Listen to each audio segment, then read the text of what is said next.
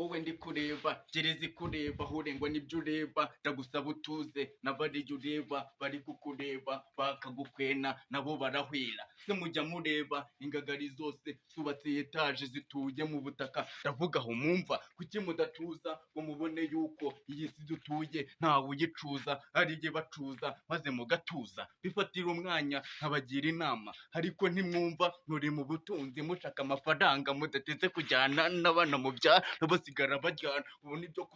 mubona ibyo kuzajya Chitty Big man.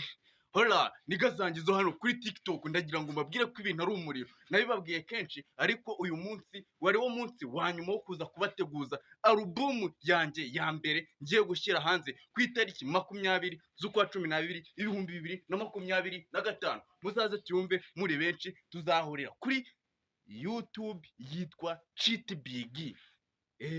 muze twumve alubumu y'umusaza erega n'ingeri riwaye n'uwo mu Rwanda wundi ntabwo mubizi